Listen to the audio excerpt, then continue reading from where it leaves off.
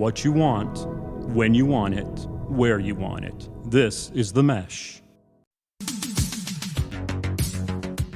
Brothers in Tech is a weekly podcast focused on personal and home technology, helping provide you, our fellow brothers and sisters in tech, with some information, assistance, and recommendations. Hello, everyone, and welcome to Brothers in Tech here on the Mesh.tv podcast network. My name is Alan Jackson. I am the person you're seeing on the left-hand side of your screen if you're watching on video. If you're listening on audio, I don't think you'll hear any difference because we're not like recording in stereo or anything. So I'm over right here. in the middle. I'm over here. Brian, that Does that other work? voice you hear, that is if you're watching on TV, he's on the right side. Otherwise, the voice is just blended in with mine. That is my brother, Brian Jackson. Brian, how you doing? I'm good. I enjoyed that quick, explanation. It was good. People get us confused a lot. You're the color man. You're the color man. You are. I've got to make sure everybody knows where everybody is. Yeah. I need to make sure they know who's who, who's talking about who. What we do. And this is Brothers in Tech. Brian and I get together every week to talk technology, personal, family, home technology.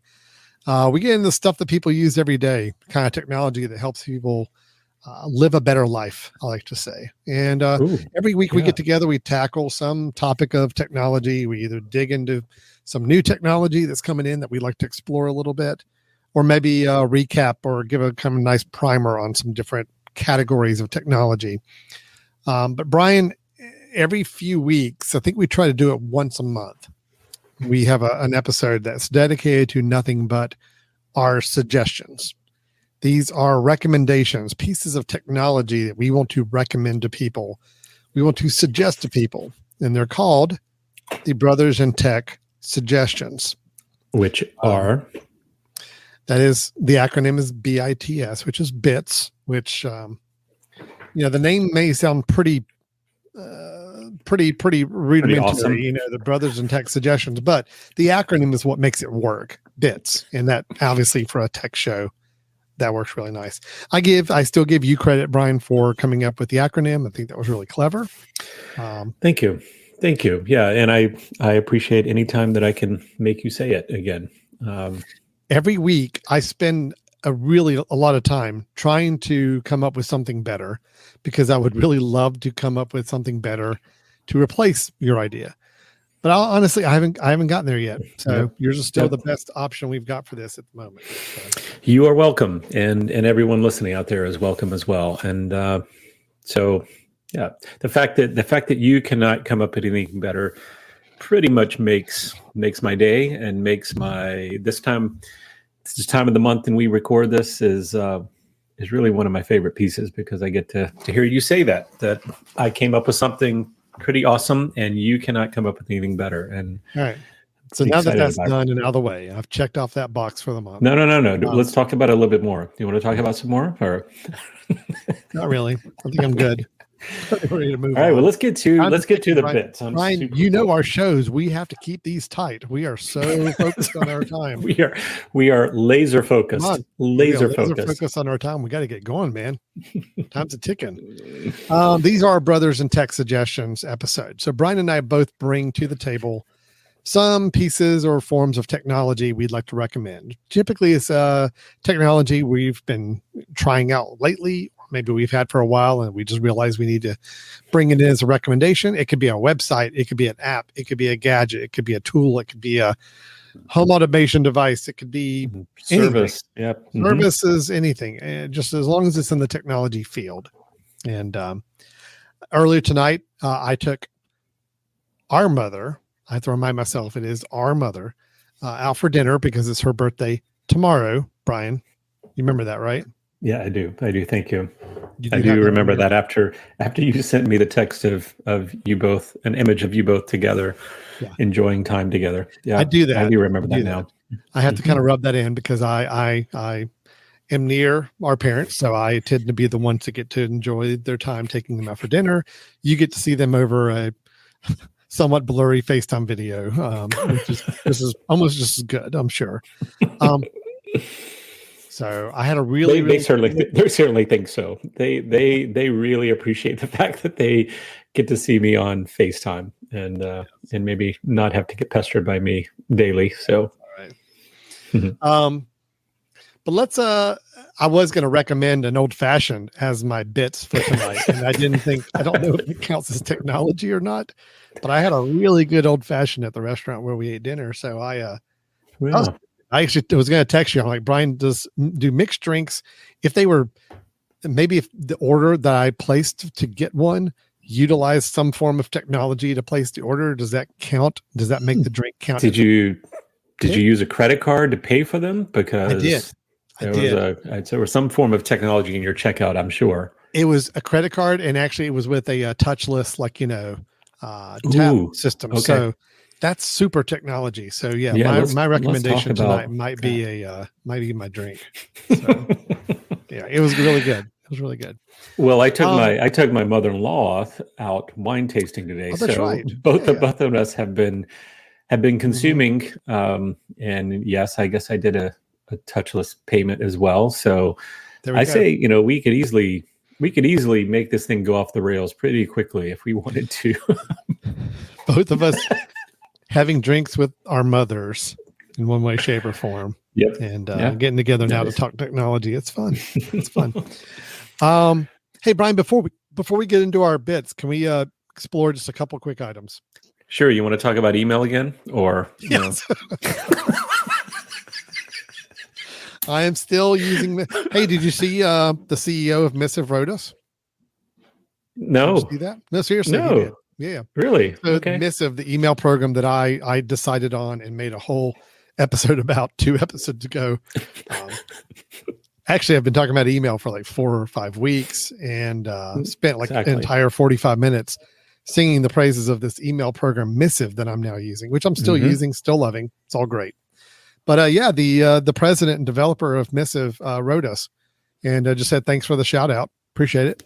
And just wanted to remind us, because I think he heard us mention about how we would really love for there to be access to Facebook Messenger personal profiles in Missive. And he wrote specifically to say, hey, just as a heads up, that's just not possible with Facebook personal accounts, letting us know that that's not a limitation of Missive. That is a Facebook limitation. Nobody can get access to those outside of that. So appreciate him writing about that. It was nice. So I appreciate you listening.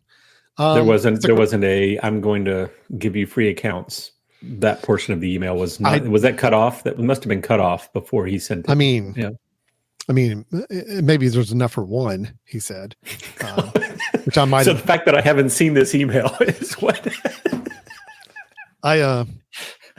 moving on. So there was also the next email I get from you has a signature sent by a paid email account by Missive, Yeah, I also got an email from Tim Cook saying how much he loves that we talk about MacBook Pros, and I think he might have sent me one of those too. So I probably should try to copy you in on these so you can also take part in these deals. Yeah, I'm glad you have our mailing address there is coming to your house. So good job. It's just convenient. It just works that way. The other thing I was going to mention, Brian, I don't know because we're going to be talking, I'm sure, Mac and iPhone type things. That's just what we do. The latest update to the Mac operating system and the iOS operating system came out today. That is 16.4 on the iOS version. That's the iPhone and iPad version. Oh, that's a full step update then. Okay. Yeah. On the Mac, it is version 13.3. Okay. Now, normally I'm not here to sit here and just announce every time another point update comes out on a system update. But this is the one for anybody out there who is a HomeKit user on their devices. This is where Apple has upgraded the whole HomeKit architecture in the background with this update. And I just installed the update really like 6 hours ago. And immediately by opening up the HomeKit app or Home app on my phone, nothing looks different. There's no interface changes. There's no look and feel difference. But items that I was either having problems connecting to previously, popped right up like immediately, and I'm already seeing like a lot of improved responsiveness. Oh, nice. The whole home app is faster. Everything, I seem to be connecting to a lot more things easier than I was before. Now that's my first 5-minute glance at the new HomeKit architecture, but I do recommend, if anybody is running HomeKit on their home network and using that with their devices, I recommend upgrading to the latest update and seeing if it might help alleviate any potential issues you're having with certain connections or responsiveness to it. I'm encouraged already by just my initial playing with it, so I kind of hope to see if things continue to improve on that. For example, there's a outdoor plug that I just put outside recently. I'm having trouble trying to get it connected to HomeKit. I'm having to use the manufacturer's app to just control it for now, and it just will not connect to HomeKit. But as soon as I did this update, I look and there it is, ready to be configured, and I can easily configure it now where I couldn't before. So I'm hopeful that means maybe some connectivity issues might be resolved with this for any frustrations people were having with HomeKit. So nice. That's all I've got. Well, yeah. Can I jump in on just a quick update as well? And then to me, I don't know about you, Alan, but my technology days oftentimes consist of, if something goes wrong, being able to troubleshoot and try to figure out what it is. And I wanted to give a kind of a quick troubleshoot update for people. Wi-Fi, we've talked about Wi-Fi a lot, how to improve Wi-Fi, how to make sure that your Wi-Fi connection is solid, being able to use different types of Wi-Fi devices. But last night I had an issue with my network, which was kind of interesting. And we were sitting down to watch a movie, and you'll appreciate this. We were going to watch something off of the Plex server, which of course is using the Synology server drive that I have in my house.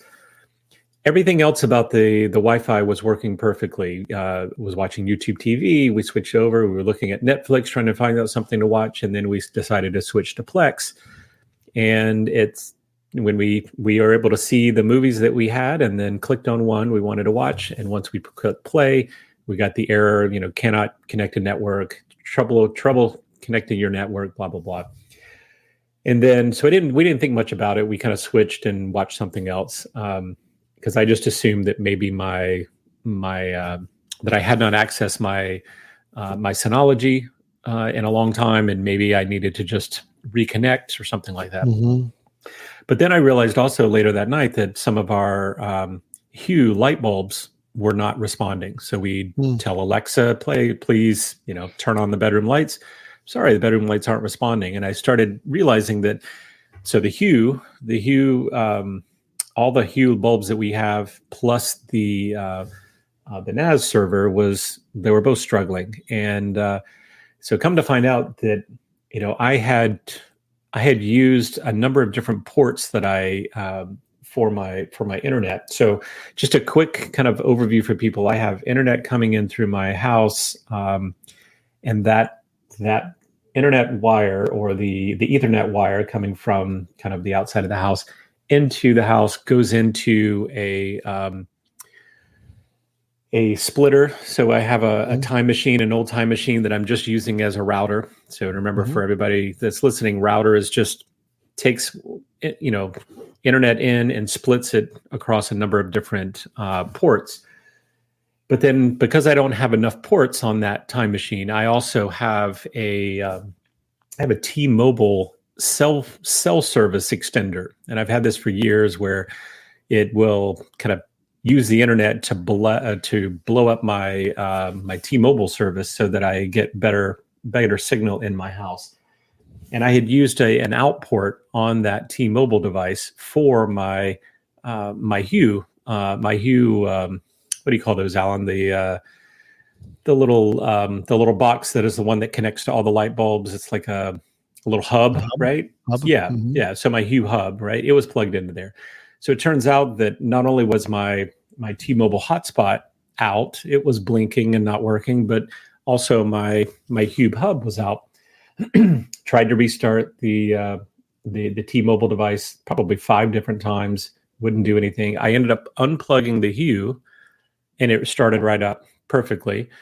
So I realized, well, wait a minute, this is a little weird. So I took one of the other plugs out, put the Hue in. The Hues all start working perfectly after that. So I started thinking maybe there's something wrong with one of the ports. And just before we got on, I plugged my computer into the other port where my Hue was initially, did a quick speed check, and the speed of that port was probably, I don't know, a third of what even my Wi-Fi is. So it was really interesting in that, I guess my takeaway is when you're having an issue, it may not necessarily be Wi-Fi in general, it may not be internet in general, that it may be one of your ports. And sometimes those ports are either going to go bad, or if you're using an external device to be able to be a pass-through on your port, I've got internet going in and then internet coming out of the same device.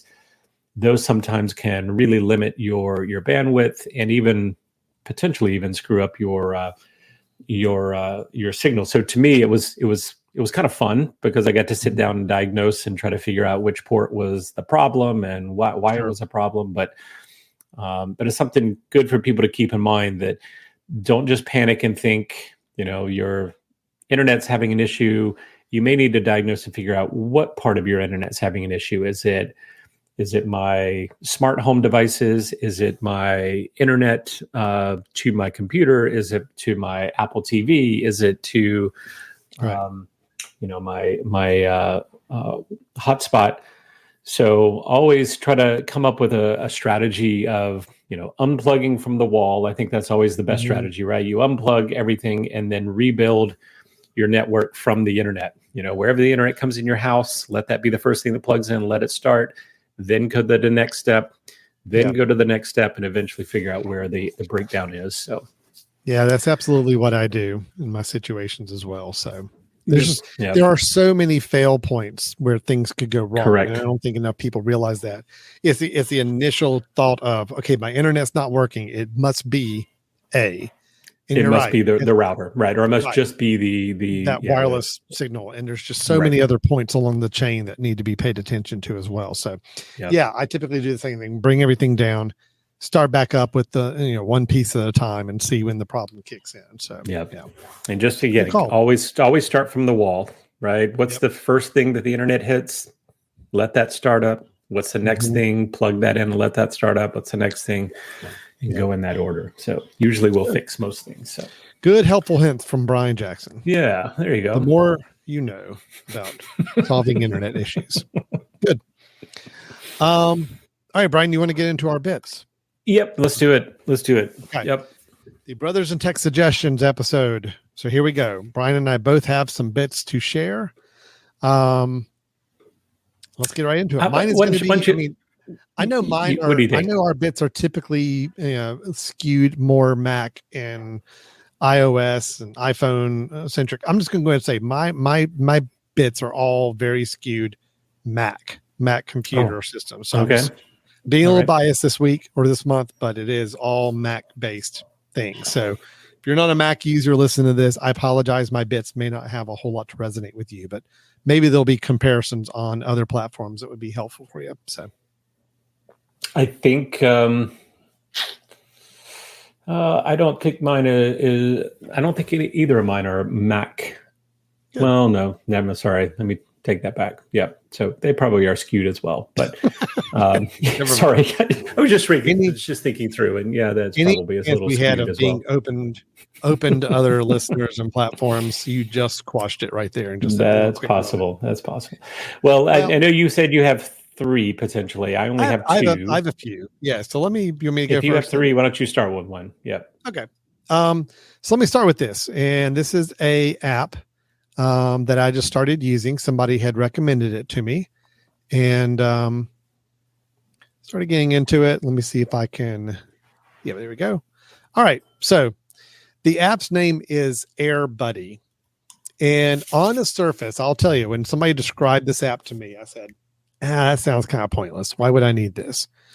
It is for controlling your wireless devices on your Mac. And by wireless devices, I'm talking, mainly your AirPods. That's where most people think about it, but also it can get information about some other devices you have as well. It was initially designed truly to help manage your AirPods on your Mac. Now, you may be saying to yourself, okay, if I have a Mac and I have AirPods, well, the Mac already manages my AirPods. It shows me battery level and I can connect or not connect to it and all that. Well, this app does a couple things. One, it does it better because I do think the Mac is can be a little finicky with how it connects to your AirPods or not. This app does it better, and it also has some nice capabilities I'm going to show you. So it is you open up your AirPods anywhere near your Mac with this app running. It sees it, pops up a nice little window to say, hey, here's your AirPods, and click to connect to it. So it's a much more visible thing that pops up on your screen to let you know, I see your AirPods nearby. We're going to get you connected to them. But you get battery alerts. How many times, Brian, have you been on a call with your AirPods? And even though you could go dig up in the menu and find out how much battery is left, if you're like me, you don't really know until it gets down to the bare minimum and you start to hear the little beep, beep, beep, beep, beep, beep sound, meaning of like, okay, you're dying at this point. Everybody does a much better job in getting you alerts quicker. So like, okay, 25% left. It's letting you know, hey, you need to work on this because you're running low. It does all of this from a menu bar. So as you can see right here in the menu bar for AirBuddy, I not only have my AirPods, but I've also got any other remote devices like wireless devices connected to my Mac that I can see battery levels and I can do some things with as well. And then I've got some quick actions. Now I have an original AirPods that don't have things like noise canceling or transparency mode in it. But if I did, you could change them very, very quickly from right inside the menu, like right inside that pull down menu and just changing the mode of how you're using those AirPods to listen. Probably most important though are the shortcuts or kind of like little automations for your devices as well. So you can actually script out actions to say, if I'm doing a certain type of activity on my computer, make this my default audio device or change this or whatever it may be. You can do it at the app level. Say if I'm using this app, I want to make sure that my AirPods always are the audio device I'm using for this. If I want to see, you can see the AirPod battery script is listed on the screen. You can script out and say, look, I want it to give me a notice if either one of my AirPods gets below 20%. And then if so, I want you to do this. You can get very, very specific with what you want the shortcuts within AirBuddy to do, which is nice. And then there is a much nicer process for a handoff to another device. So if you Mac tries to do it, man, it is clunky and it doesn't always work right. But I found this to be much, much more reliable to say, hey, I want to transfer my call or my AirPods over to another device to work with, and it will do that much, much easier. So let me actually just show you. Let's see if I can do this. If I can present the screen, I think I can bring up AirBuddy here. So if I go up to my AirBuddy thing here, you can see up in the top corner. Well, probably can't see it with that little bug logo in there. Let's see if I can get rid of that. Well, let me go to the settings. My AirBuddy settings, I've got it enabled. I've got it showing up in my menu bar. Click in the menu bar icon to show a list of devices, so forth. But proximity, so I can say, all right, automatically when my AirPods are opened, I want you to show this a status window. And I can control what that status window looks like and how it pops up.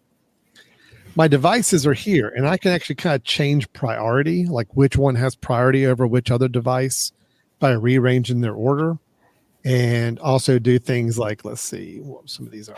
I can create battery alerts off of each of these devices. If I said I want my watch to automatically set off a battery alert if it gets below a certain level, I want that to show up on my Mac and so forth. I can do all of that. The little graph lets me see usage stats for each device that I've got connection to as well. And then I can pin it if I want it to be kind of a primary device to make sure that it gets top priority all the time. And then I can just rearrange the overall organization of these as well. I can set different types of connection modes based on what type of activity I'm doing on my Mac. So if it's like, all right, if I'm watching a video, I want to have, let me edit that. I want to have listening mode be no noise cancellation, and I want the audio input to switch to my system default. If I'm in a meeting, I want it to be transparency mode, and switch to my headset and change the volume to this level.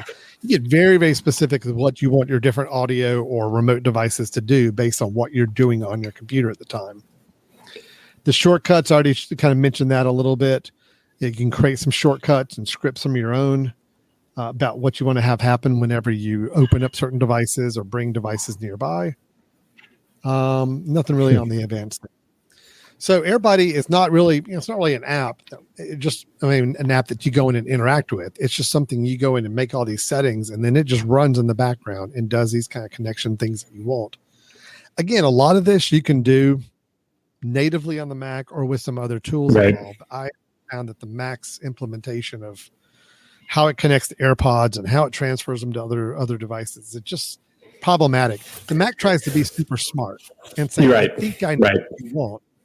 Yeah. The problem is it doesn't know for sure, or if it's guessing, that guess is not always right. And at least with AirBuddy, I can be very specific and say, this is what I want to have happen when I'm doing these things. Right.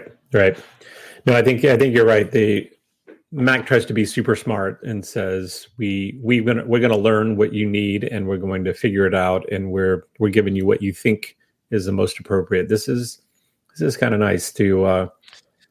It's a very nice, because you and I have had this issue, right, where we've called each other on FaceTime and it rings across 4 devices, and then we're on one device but have to switch to another device, and we say, hold on a second, the my AirPods aren't working and they're not connected to the right one.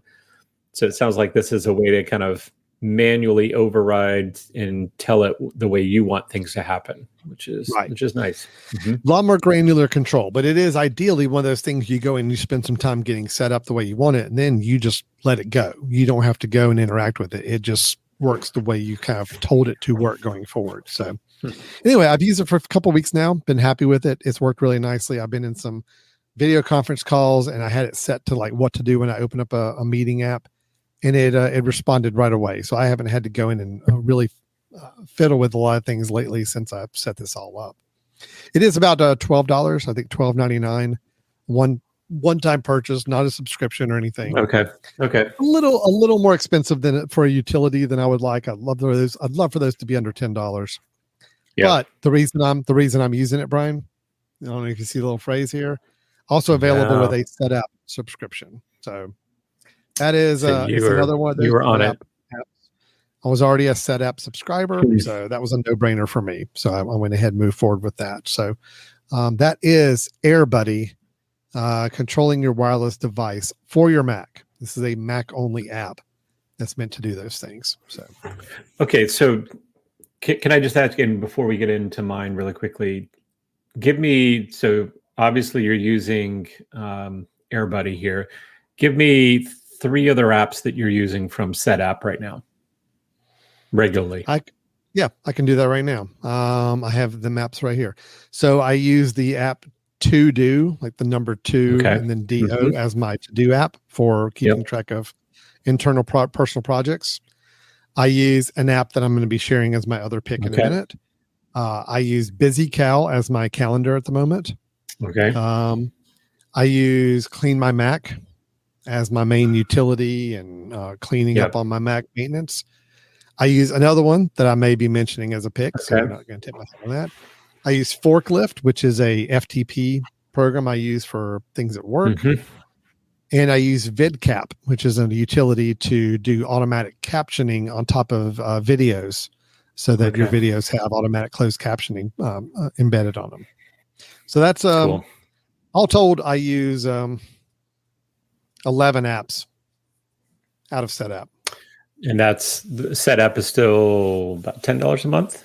$10 a month, yeah. Okay. So I just wanted to see if that was going to convince me to go back to SetApp. It's close. I mean, there's 2 or 3 there that you mentioned that I could probably replace something else that I have. And I enjoyed using it.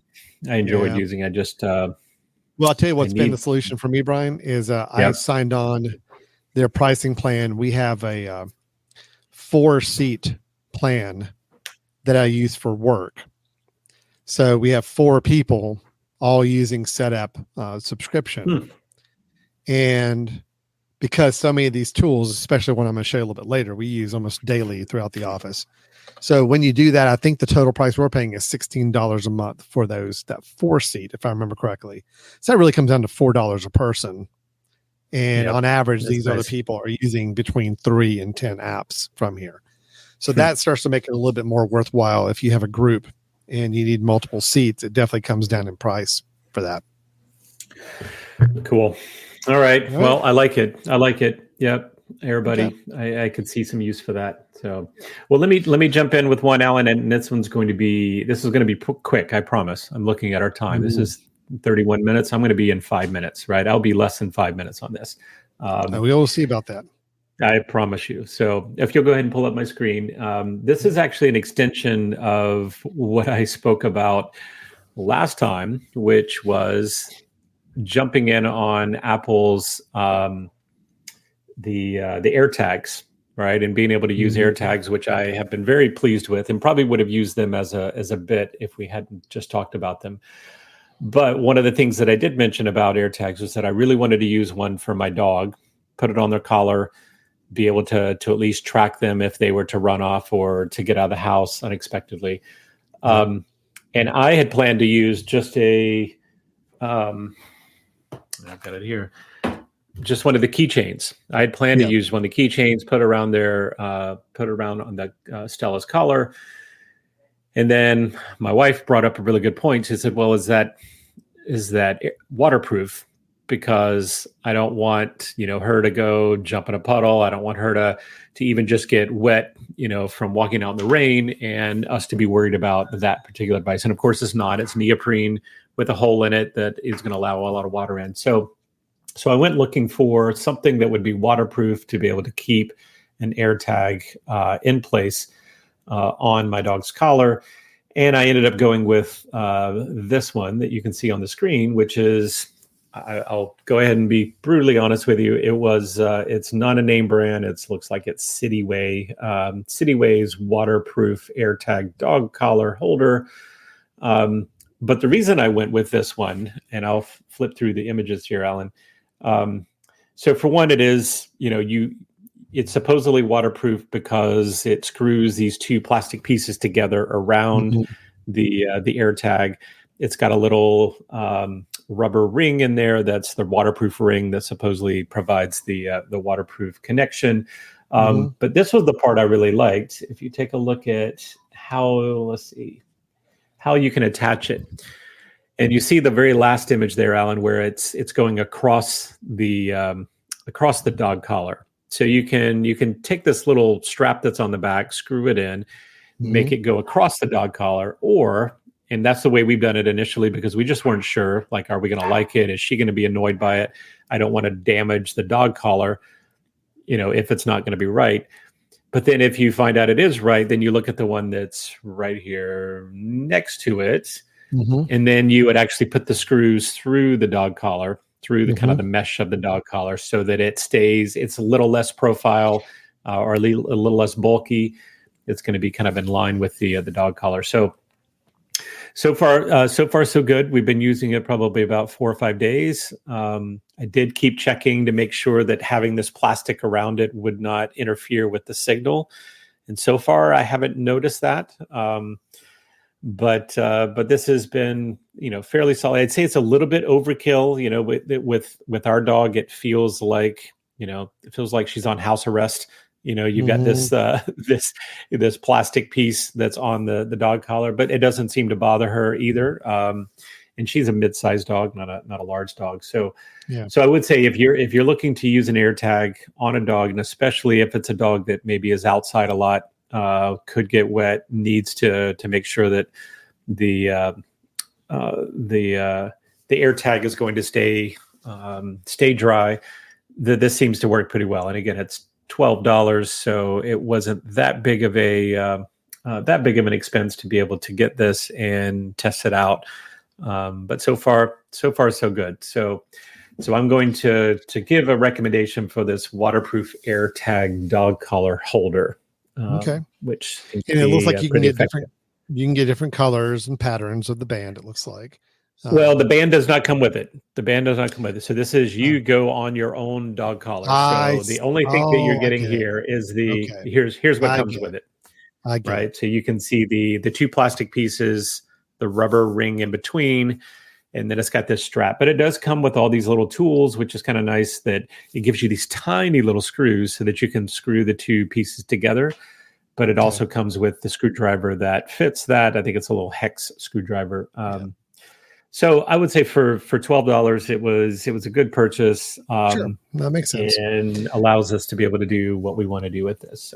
So it says in there in the title, ultra durable dog and cat collar. Now, we have 2 cats in our house.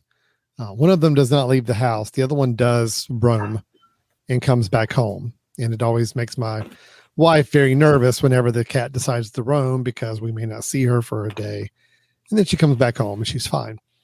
I'm just wondering if this would work on a cat.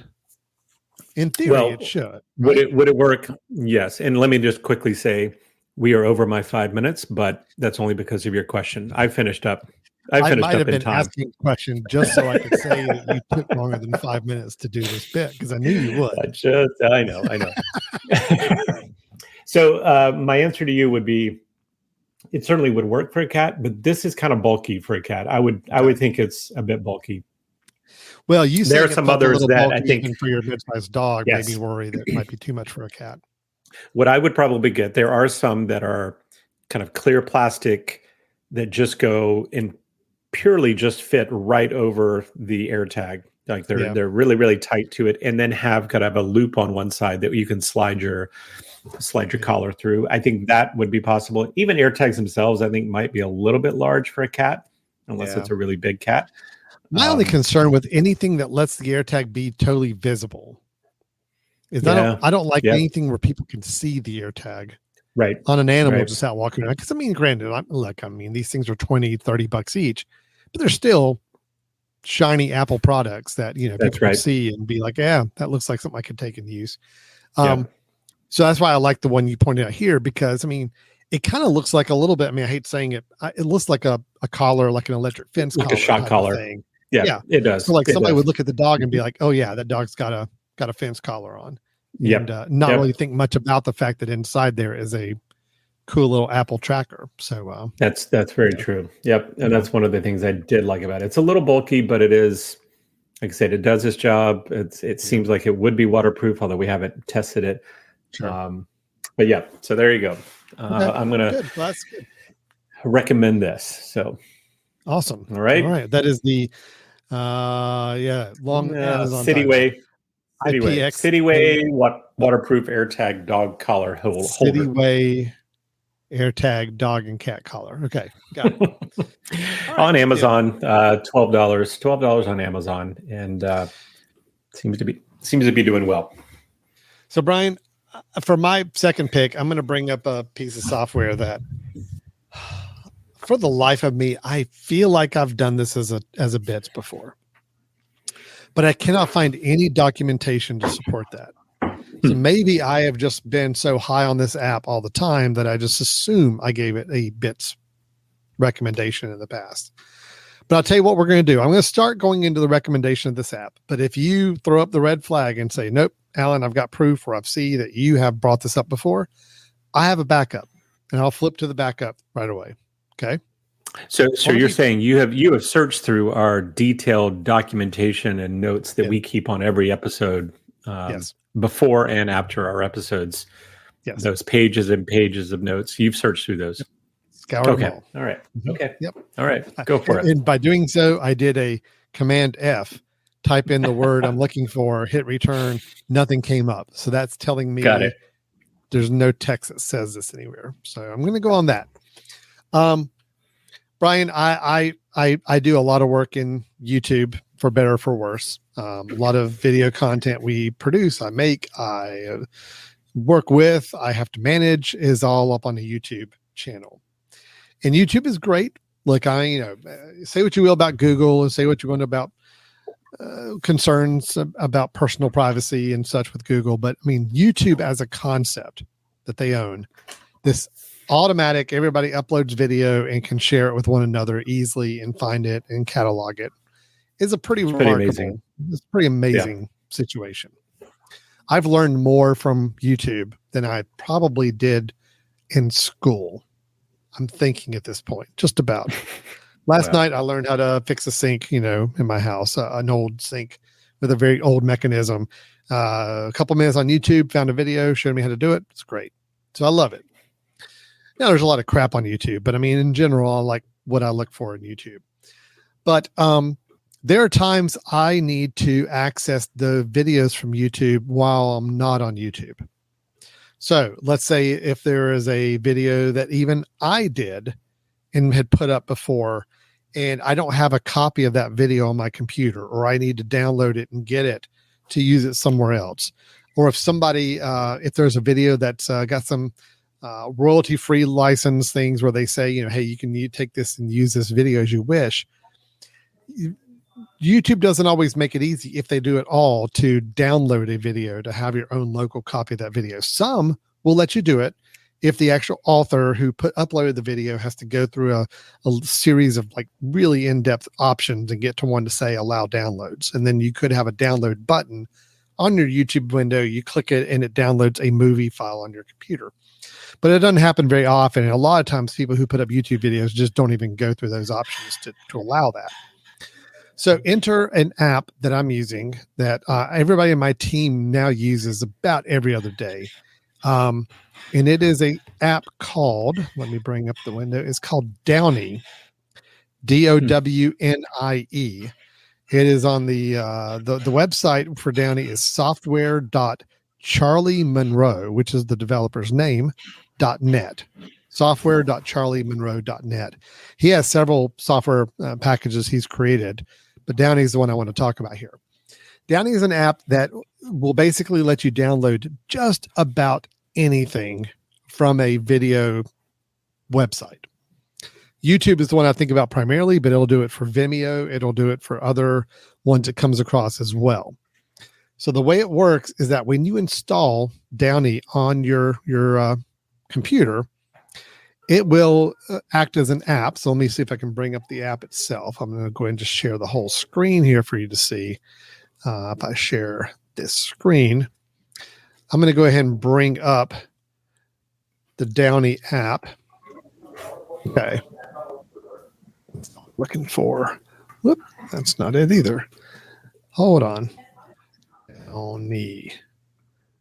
Okay, here we go. So the Downie app I've got open, and you see it's like this little window over here that just floats. So if there was a video, I'm going to go to YouTube, and here's a video. There it is. That's actually a video, an old video that we made. So if I'm watching this video, if I've got it pulled up, I can actually take the URL from up here in the browser, click it and drag it over into Downie, and then Downie will just immediately download it into a video file for me. So now that video is on my computer. I can put it in a presentation. I can edit it into something else. I can do whatever. Now, he just asked me and said, hey, I found some subtitles. Do you want to have any of the subtitles for your video? And English is automatically selected. So if I want an English subtitle file to go along with it, I can download that. Otherwise, I can just say cancel. But in the background now, you see the progress bar. It is downloading that video file. Now, I can actually queue up other videos while one is downloading. So I can create a whole queue list of videos I'm downloading at one time if I wanted to. But here's my favorite, though, is that you can have it install a icon. I don't know if you can see my cursor up in the top bar up here. There's a little blue icon with a down arrow. Yep. That basically is saying that if I go to any website now that has a video embedded on there, and I'm just going to say, here's a video here. Now I can click that little blue icon and it will automatically add it to my Downie download. So there it goes, downloading for me.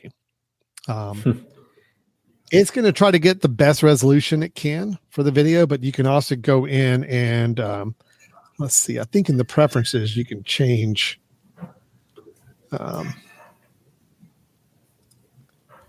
You can change where it's going to download the videos to. You can change what format of video. Oh, yeah, here it is about quality. I can say automatically select the best quality. So it'll download it at the highest quality it can.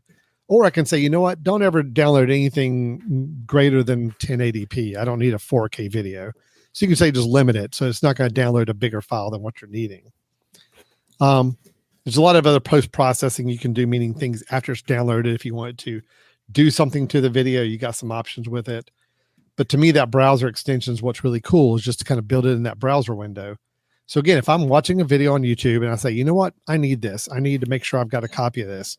Hit the button. It downloads it in the background. You're done.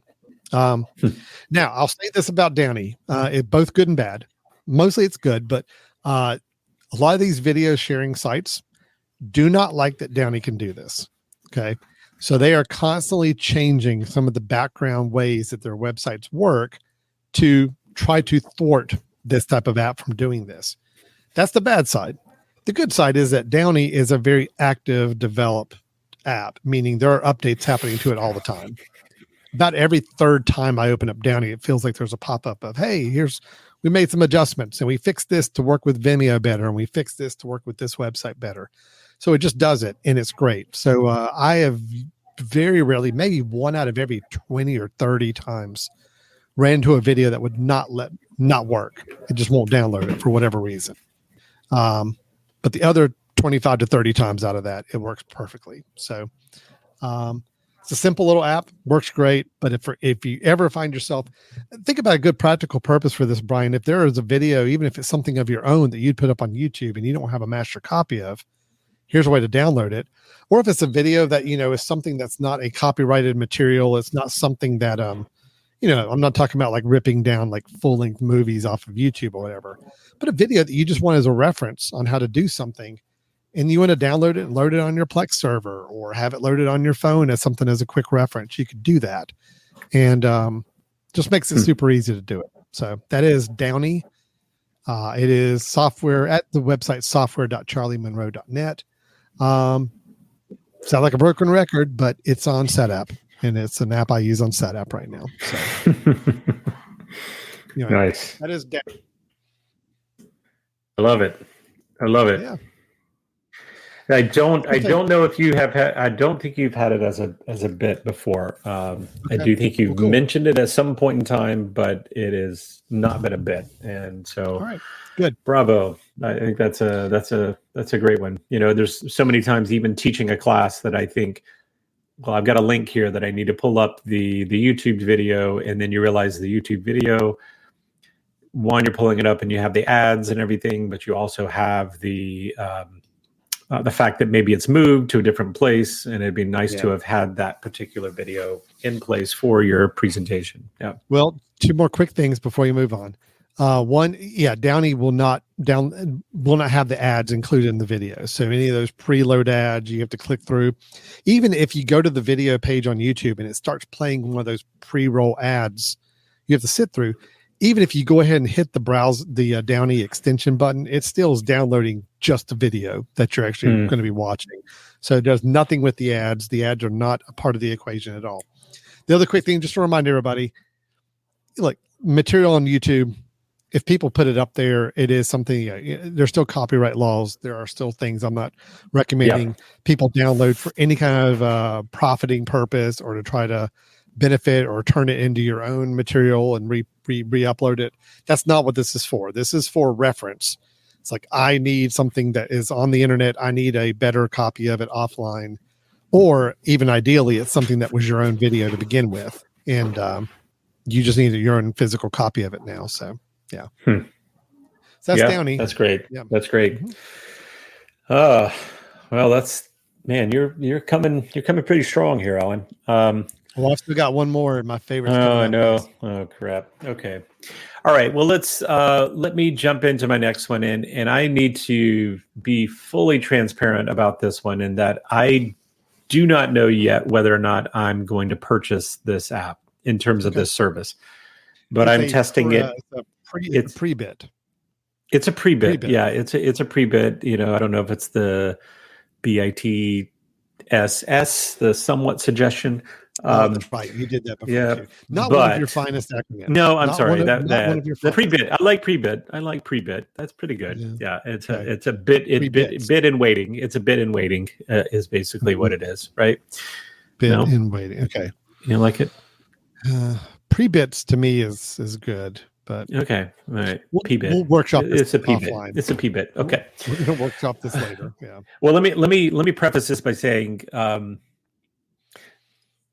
so you've dealt with email, over several sessions. We've talked about calendars. Have I talked about email? We don't need to get into email again. I guess I did.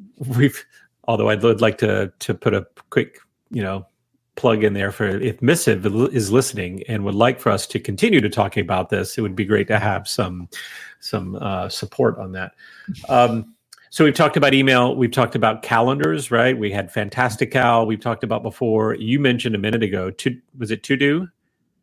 To Do is a To Do app. Yeah. To Do app. Yep. And I've used Things in the past as To Dos. Mm-hmm. But let me tell you, one of the problems to me with all of these things is that they are still all separate things, right? So if I've got something that comes up, let me give you an example. If I've got an assignment that I give to students and they turn it back in, well, now I have a to do, which is to grade that. I have a task, right? I need to grade that assignment. But I also have a calendar that says, well, here's a meeting where students are signing up for meetings with me, or I'm scheduling meetings with someone else. And then I have emails in which I'm doing different things as well. So I'm constantly finding myself spending a lot of time trying to manage my different aspects of my schedule, right? Trying to figure out a way in which I can make all these things work. And I don't know about you, Anne, I love my to-do app, my things, where I go and I say, hey, there's my checklist, and I can click on it whenever I'm done with it. It feels really good about it. But it doesn't necessarily help me in terms of when I'm going to get it done. So I found an app, and Alan, I don't know if you've seen this one before, but the app is called Motion. Right? Have you heard of Motion before? No, I have not. Okay, let me share with you. I'm actually going to start with their website, and then I'll go over to the actual app. Okay, so first of all, let me get out of their main. Here's their main page. So what Motion is, right? Motion's kind of an interesting service in that what it tries to do is it tries to blend your to-dos with your calendar. Okay, and it uses AI in order to do this. So what's interesting is that you connect your calendar to Motion.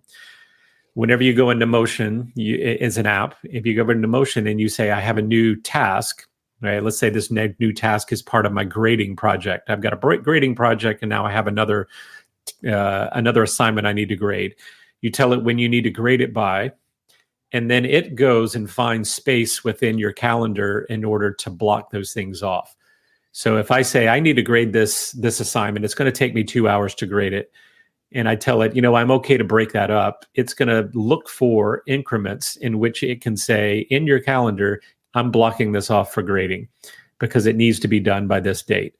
If you need to exercise daily and you're someone who's like me, tries to wait and see what my day is like before scheduling my exercise. Well, if you tell it I need to exercise daily and it's going to take me this much time, and I need my preferred time is between here and here, it's going to constantly look for openings in your calendar going forward in order to block that off for you. And that's something that I tend to do, right? I tend to look ahead in my calendar and say, you know what, I really need grading time, so I'm going to put it here. But I only put it there when I think about it and when I'm having to think ahead, which is, of course, taking time. So what Motion tries to do is tries to actually schedule those things for you. So here's kind of their promotional comparison, right? The old way of doing things where you have endless to-do lists, you have manual prioritization, right? You're constantly deciding which one is more important than others. You've got, overambitious deadlines and all this sort of stuff. And it says, what we try to do is we encourage you to complete everything by putting it in your calendar.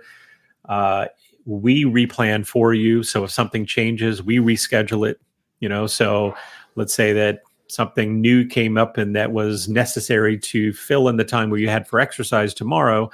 it's going to then reschedule exercise to try to make sure that it happens later in the day. So it constantly is trying to rework your schedule so that you can fit in the things that are really important to you. Okay. So it sounds great. It sounds really interesting. And I'm going to show you. Let me actually jump over before we talk about the the big killer here, which is the price. Let me share with you what this actually looks like, because it's actually kind of slick. Okay. All right, so there you go. So this is where you would enter in different workspaces that you have. So let's say you have different jobs or you have different groupings of tasks that you want to do. As you can see here, I created one for grading.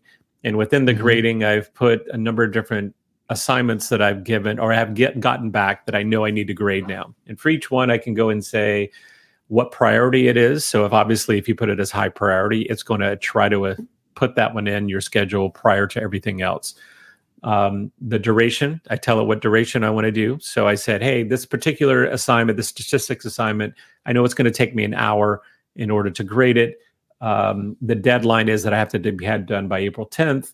And in this blockers here, if you have things within the same section, you can say, I'm going to add a blocker that is, always put this one in front of something else, right? Or this is the one that's going to block the other one. So I can't do this one until the other ones are done or something like that. You can see at the top, I also have some other tasks like check emails, right? This was an example they gave. They said, oh, do you want to check emails every day? And do you want to block a time for that so that you only, are working on it at that particular time? Okay, I need an hour to check emails and I'd really like to have it early in the morning and I'd like to have it daily. So with each one of these, I'm going to click on one and there you go. So here with this check emails, I can go and say, well, where did I create the task? What's the duration? I can have a subtask within this area. I can go, I'm going to close without saving. You can go and tell it that you want to auto schedule, right? Tell it that you want to go ahead and have it schedule it for me. Or do I want to schedule it and then have it reschedule if something were to come up, right? You can kind of work some of that in. So I'm going to go over and show you, Alan, what it looks like on the calendar. So they actually have the calendar built in. Okay. And of course, I'm on spring break right now. So one of the things that I did with my calendar to make sure nobody would schedule anything for me was I blocked off the entire week and said, okay, this is spring break. I'm busy. But if you look to the next week, let's look at the next week. So here, all the things that are in blue were already on my calendar. So when I connected it to my calendar, I said, all right, Motion, here's my calendar. I'm logging in and you have access to it now. So all the things in blue were already there. The things in gray were the things that I told it that I wanted to do daily or build in. As you can see here, check email is scheduled at the beginning of Monday in a block of time that I have for an hour. I could have told it that, hey, by the way, check emails can happen in 15-minute increments. I just need a full hour throughout the day to do it. And it would squeeze in those 15 minutes wherever it could. You also see it scheduled in my grading tasks, right? These grays are the grading tasks, and they are to-dos because they have little check boxes on them. So I can go and check and say, no, actually, I already did that. And let's say I did that, Alan. Let's say that I told it, you know what? I went ahead and I've already actually done that. That one's done. Okay. Well, you see what it did there. It went ahead and rescheduled the other assignment that I had later to that block.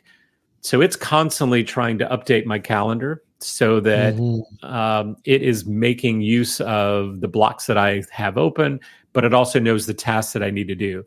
So I can really see myself creating a bunch of these tasks and saying, okay, this one's due a month from now. This one's due 2 months from now. This one's due next week. This one's here, and giving an estimate of when you want to do them. Let's say it's a 4-hour thing, right? Alan, you and I are doing surveys together, and we say, you know what, I've got this thing to do. I've got manual entry of surveys. I know it's going to take about 6 hours of time, but I can do it in 20-minute increments, and it needs to be done by this time 2 months from now. Well, it's going to start blocking those in, and if you don't get them done, it'll reschedule them later. And then when you see it every day, you go, oh, I have a block here. That's what I'm supposed to be doing right now. Yes, I did that part. And then it's going to readjust your schedule going forward. So it's trying to use AI to help you with this idea of tasks working into your calendar, rather than you saying, I've got a calendar and I'm going to look for times that I end up having a break to try to start doing my task. It's trying to weave those into your schedule.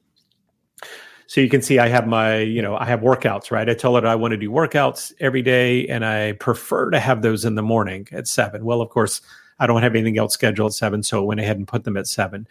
But if I had on my other calendar, actually, I'm going to do this real quick, Alan. No, don't leave. What is that? Oh. I'm going to go over to my actual calendar, my Fantastical. And I'm going to, where you can see exercise is, let's say on Wednesday, the 5th at 7 a.m. I'm going to go and I'm going to put something else there. I'm going to put a meeting. Just see what happens here. Let's see if it updates. So I just scheduled a meeting on Fantastical for Wednesday, the 5th. That same. Yep. Yeah. And let's see. There we go. Yep, and you see what it did, right? It moved my exercise and my focus time a little later because now I have that. So really the grays are kind of like they're floating, but they're trying to be squeezed in whenever you have time available. And then it allows you to go in and check and say, yep, I did it. So you don't need to try to reschedule that, right? Yes, I did it. No need to reschedule. If I didn't do it, then I guess it's going to continue to try to reschedule into my day. That was going to be my question is if I got to my check emails and for whatever reason something came up and I did not get to check my emails during that 9 to 10 block when it was, 9:30 to 10 block it was trying to put them in, is it going to then, if I don't check that off as having been done, is it going to then try to move to the next available block to have me do it? Or that part I'm not quite sure. So let's see. What if I said, oh, here you go. So I don't know if you can see this, Alan. So I clicked on the little right button over here and said, I want to add a time to this task. I want to do it later. I want to put it in the backlog, right? I guess there could be different ways in which you could approach this hour, which, Motion said you need to do this in this hour. And I think you can create notifications as well that'll ding you and then say, hey, by the way, you need to work on your emails now because you have an hour block, right? And maybe you can click on it and say, sorry, push that back, right? I don't want to do it right now. And then it should be able to adjust everything going back from there. So it sounds like a service like this really kind of depends on making sure you're someone that you keep a very active current calendar and everything that would be requiring your time is on that calendar. And you also keep up with a very active to-do list that can be integrated with this product.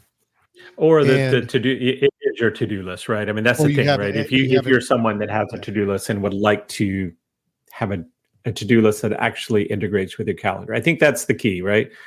If you want to start changing your to-do list to being actual active times, if you give it a deadline. So I have deadlines on my to-do list right now, right? Working through things. I'll tell it, this is due here.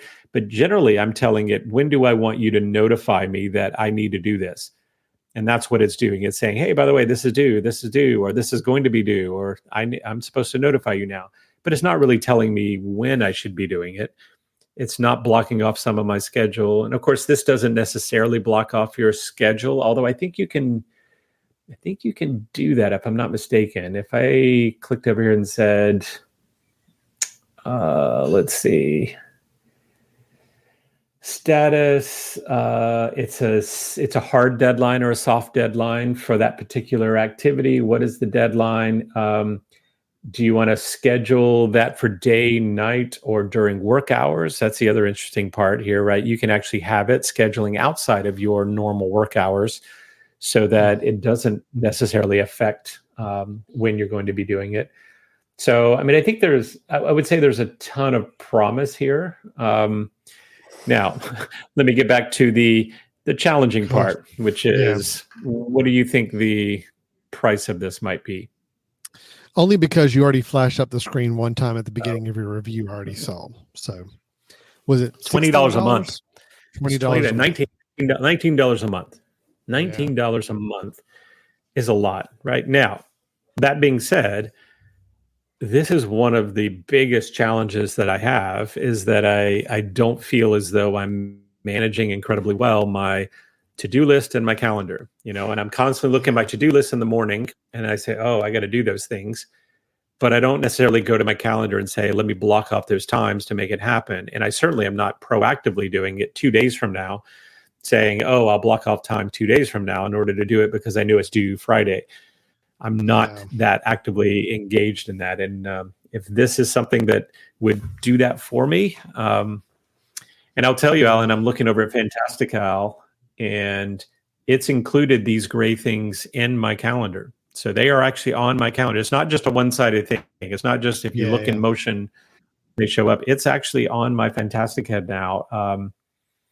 And they are things that I'm assuming that continue to change as I either hit them or don't hit those deadlines, to be able to adjust. So it's interesting. They do a 7-day trial. I would assume this is for somebody. This would be kind of one of those no-brainers for someone who maybe is in consulting, where they're doing a number of different scheduled things and they've got lots of things going on, or maybe they have a business in which these particular deadlines may be really, really challenging to keep up with.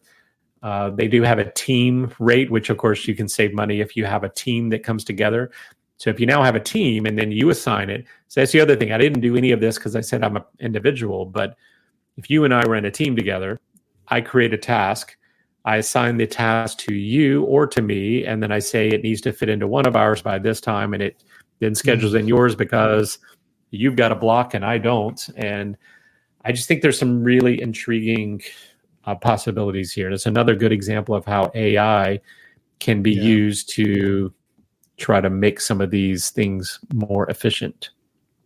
It's definitely interesting. I'm reading up on it a little bit right now. And Brian, just for clarification's sake, $20 a month for a person, well, $19 a month is only if you pay for the whole year. If you want to go month by month, it's $34 a month. That's right. Yeah. So it is $228 a year for an individual. Yeah. Yeah. So, but and then if you're a part of a team, $12 a person, something like that. $12 a month if you pay annually. If you go ahead and pay for the whole year for each person. Yeah. Yeah. So, it's expensive, but it is expensive. It is cool though. It is cool, and I get it. And I kind of do this already with my own calendar, but I do it manually. I have my calendar items, which are things that are scheduled, meetings, appointments, whatever I need to be doing for sure that I know I'm physically going to be doing. And then I have another calendar also on the same calendar program that I color code that are just my work to do items. So if I know, hey, I've got this I need to do for this client and I'm going to spend an hour and a half on it, I go block that time off on the calendar, but it doesn't show up as busy time to other coworkers or anybody else. It just shows up to me. So it's a manual thing. I have to go in and kind of tweak that. I'm trying to figure out what all I can do during the course of the next several days, but I have to do kind of my own prioritizing. I got to do my own management of those. This works. This would be ideal. I'm just can't quite stomach whether or not it's worth that amount of money right now.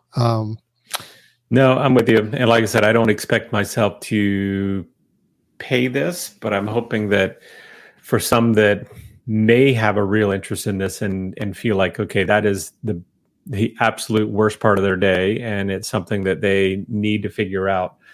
I mean, their promotional word is like, the year has 13 months in it instead of 12 months because it's saying you're going to gain yourself, 30 days worth of struggling with these tasks, right, over the course of a year.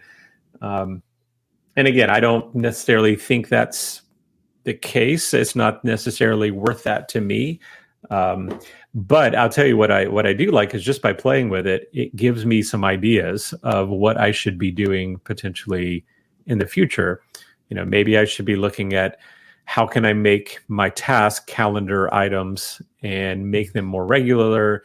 How can I build those things in to where they're part of my calendar? But then the shifting is what's really really beautiful about this, right? Is that, oh, sorry, someone else scheduled that because I do have that time open for people to schedule. It's going to bump my exercise somewhere else, or it's going to bump something else out. No, the shifting is the whole thing. The use. Yeah, that's really, really, because really even great. even my calendar program, Busy Mac, that I use, actually ties into my to-do items, so that if it knows I've got to-do items that's scheduled as being due today, it's putting them as blocks of time on my calendar, but it's doing them by default as like a 15-minute block. Right. It doesn't change the time by any method at all. And it definitely doesn't do any shifting. So, I mean, or blocking it around my schedule. So, the tools are there, but it's that AI machination that kind of makes it all work together and shift and flow as you need it. That's the thing that makes that special. Is it worth $20 to $30 a month special? No, I don't. If this was $5 a month, I'd be really intrigued. Absolutely, $5 really a month. I'd be signed up right now, Brian. I would be already. I think on the website. Super intriguing. Because again, the beauty is it's not scheduling calendar events for you. It is scheduling it is proposing tasks to go into your calendar, and it's integrating those together. And I think that is a really, really cool approach to it. So, and I will go and tell people that, when you go into Motion and you start looking at they've got some introductory videos, be prepared. They're not necessarily ready for prime time when it comes to that. The developer, the person who put that together, their videos are not the greatest. It's kind of hard to keep up with some of it. Sure. They're obviously not spending a lot of that money that you're giving them for marketing and all of that. But I will say the use of it is pretty slick. If I didn't have Fantastical already, if I hadn't already paid for that, and I had things and I wanted to put both of those aside, and now this be my calendar app that actually utilizes Task as well.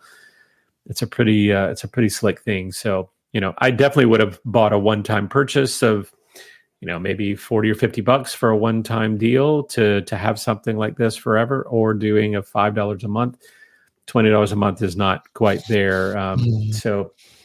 But I'm enjoying using it and getting me to think about what are some of my hopes for my digital organization in the future. Sure. So that's what that's for. Okay. All right. That's fascinating. I'm not familiar with that service. I love what they're trying to do. I just want to keep an eye on the pricing and functionality. See if they come down to, or maybe they send us an email after they see that we talked about them and say, you know what, guys, you can do it for $5 a month. Hey, and maybe. Look, I'm even going to help you out right here, Motion. Your website, right here on the screen. That's right. That's what I'm going to do. And it says use Motion. So, to Motion, we think your product looks amazing. Yep. I would be such the happiest evangelist for others if I had a chance to get my hands on your product for an extended long period of time with no cost outlay. So just keep that in mind for both of us, for sure. Yep. Okay, Brian's pick, use Motion. Use Motion and tell me how it is. Use Motion, spend the money, tell me how it works for you. Exactly. Sorry, I just removed you. I didn't mean to do that. Sorry about that. Yeah. Brian, I am going to keep this one short because we're already well past our hour allotment, as usual. But this one's just fun, and I think I have a kick out of this. I hope you do as well. I'm going to bring up, let's see, where is it? Oh, screen sharing is fun. Here we go. InfiniteMac.org. That is the website. InfiniteMac.org. This is a website with fully functional emulations of every version of the Mac operating system since version 1.0 back in 1984. So for those of you who maybe did not get started back that far, I did. I was a bright-eyed 12-year-old when our parents or our father brought home the first Macintosh computer, and I got to learn how to use it. And this is what I encountered. And this actually brought Brian chills down my spine when I ran this because of how accurate it is. Okay. So here we go. And I know everybody is surprised about this after hearing that history of Alan, but Alan is married, and he actually found someone that that would go out with him. And yes, it only amazing took a little bit of persuading, but we got it. And a lot of Mac talk. Okay, go ahead. Yeah. Luckily, I think she liked Macs at the time too. I don't know. Here we go. I'm running System 1.0. Okay. All right. So it boots up. And here we are. Oh, okay. I love it. And look here. I am moving my cursor. I'm interacting with System 1.0 on the Apple computer. I can open up the system disk. Oh, there we go. And of course, you have to wait because, it needed time, right? I'm opening up the system disk. There's an empty folder, system folder. I can go look at the system folder. Here's all the stuff there. Oh, God, this looks so familiar. Oh, my gosh. Right. Now I can go in and say, let's go ahead and I want to up. Yeah, back in the day, you couldn't just click and the menu options stayed open. You had to click and hold them. And it threw me off the first time I got into this. I'm like, why are they not sticking? I'm like, oh, that's right. They didn't do that. So it works exactly like it, huh? That's right. So I can really honestly just start getting in here. What's in this empty folder? Well, nothing. Okay. Because it's an empty folder. So I can go in, change that, whatever I want to do here. Let me go read the little welcome note. It's a teach text document, which I remember very well as well. Here's just giving you a little instructions. You can install software onto this. So basically, you can go to a website and it allows you to install into your instance. Wow. Which I've not tried doing in the installing, but I'm fascinated to see how that works. And I'm assuming your scroll does not work because it did not scroll. We didn't have a scroll wheel back then, right? That's so right. You had to click and drag. On the top and bottom. Yep. Or in the bar itself. Yep. Mm-hmm. Fascinating. Okay. Now, that's kind of cool, but I'll admit System 1.0 was a pretty limited to begin with. So I'm going to quit out of text tool because it's taking up my whole screen and get back to my desktop where I have my system disk that I booted from. And it's still taking a time. The little watch is going. And there we go. Okay. But now let's say, all right, that's fine. System 1.0 is kind of fun, but very limited. All right. Let's go back. Now I can look at different iterations of the system, but let's scroll on down a little further.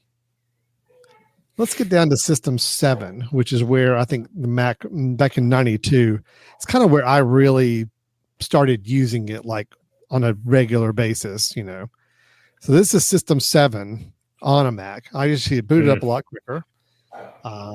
I can open up my Mac hard drive and I can see some different utilities. I recognize all those pretty easily. Disk First Aid was the old tool I used to have to run to defragment a hard drive or try to make it work right. The menus up here are still not sticky because I didn't get started, I don't think, until System 8. There's a network.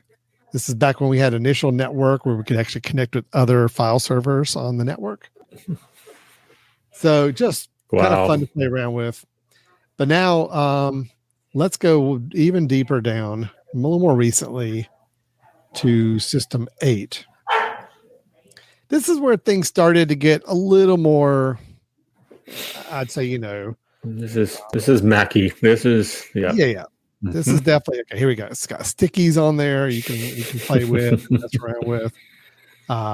Games. Let's see what kind of games are in here. See if there's any. Oh yeah, A10 Attack. Oh, I remember this one. Let's see how this plays. Oh yeah. Oh yes. I had this. We had this at our house for a while. So let's see if I can remember. Quick start. Flying A10. Sure. Oh, emulator error. Oh, nice. Oh, bummer. Wow. Well, so it's not going to play on an emulator. Oh, that stinks. Yeah. Yeah. No, it's jammed up on me. Wow. It's just like System 8 was back in the day. Maybe you need to be a little later, System 8.7 really. or something. Yeah. Well, okay. Well, other than me just crashing it, that is Infinite Mac. I mean, that's all it is. You just That's go really and cool. experiment and play around. Now, I have not tried the actual loading my own software in. That would be kind of interesting to do, see how that works. But just the nostalgia kick it got me just saying. So how far recent does it get? It goes to 9.04. So before System 10. Okay. So here's the most recent Mac before it got to System OS 10. The most full-featured version of the Mac OS we had before then. All those extensions that load along the bottom. Mm-hmm. Remember those? Applets or something? Were they applets? Is that what they call them? Yeah.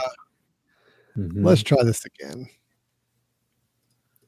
There's got to be a game here that works good.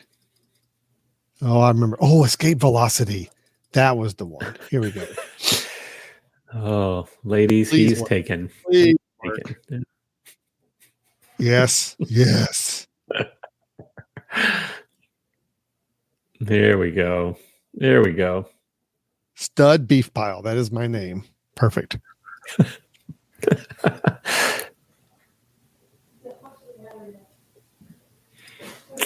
Intership. Come on. Oh, There yeah. Look at that. Oh, yes. Mm-hmm. How do I fire? I don't remember how to fire. Yeah, it's a spacebar maybe. And spacebar's not working. Maybe I don't fire anywhere. I'm not really hitting anything. Anyway, fun with games, people. This is what we do. Oh, that's good. Anyway, you get the idea. Full That's really emulation cool. of the Mac operating system, and it's great. So I'm wow. Infinite Mac. InfiniteMac.org. Okay. So who okay, I see they have a donate to support the project. I was going to ask who is running this. Learn more. Because we definitely want to give them some props. It's just a project by Malay Parpitra. Looks like it's a single individual person doing all this. That's crazy. Well, so good for them. Definitely awesome. Support them because this is fun. We appreciate it. InfiniteMac.com. I just had a blast kind of playing around with it the other day, so wanted to show that off. Awesome. Well, that's cool. Yeah. I think we're good, man. Well, you may have won this one. Obviously, I would say I would win if you actually would pony up the money for Motion, but I know you're not, and I know I'm probably not either. However, Motion you may have gotten me to come back to setup potentially. I'll say this: you win the prize for the most intriguing pick because I do feel like that's the one I'm the most interested in wanting to go and look at some more and explore some more. And maybe there's others that are doing a similar thing, and if so, maybe they're doing it a little bit less industry wide. Because this really is. It does say who is this for? This is for developing teams. These are all the a number of different kind of higher end folks that may have a big team that need this, but now it's got me thinking. It's got me thinking about programs that potentially could do something similar, maybe at a little, lower scale. But it's slick. So, all right. Well, you get the most intriguing, but I get the overall quality award. Yeah, true. For the episode, so. Yeah, you're the one that's most likely going to get me to spend money. So, well, Brian, if we always invite people if they've got some suggestions of Brothers in Tech suggestions they'd like for us to maybe consider looking at, or ones that they feel like are worth our time looking at, we'd love to hear suggestions. We're always in the mood to find new tech or software, websites, apps, gadgets, whatever it may be. So, Brian, how can they go get a hold of us if they're interested in submitting some of their own for consideration? Yeah, send us an email at info@themesh.tv. That's info@themesh.tv. And you can also go to our website at www.brothers-n-tech.com. And we'd love to. It's becoming harder and harder to do some of our bits because we've covered so many over the past couple of years. So we'd love to have some suggestions from you all, things that you think we ought to take a look into and maybe share with all our other listeners. So we'd love to hear from you. Great. Well, that will wrap it up for Brothers in Tech and our Brothers in Tech suggestions episode for this month. We will be back again next week with some just general technology talk, maybe digging into another category or topic of interest. We'll just see where it takes us next week, but we'll look forward to getting together again and talking then. Brian, good seeing you, man. I guess I'll talk to you next week. Yeah, enjoy the rest of your drinks tonight. Although you're late, so I probably have some. You may be done. It's almost my bedtime here, so you got a few more hours left of your day. So, all right, great. Well, thanks everybody. Appreciate y'all watching or listening, and we'll talk to you next time. Take care. Right. Bye-bye.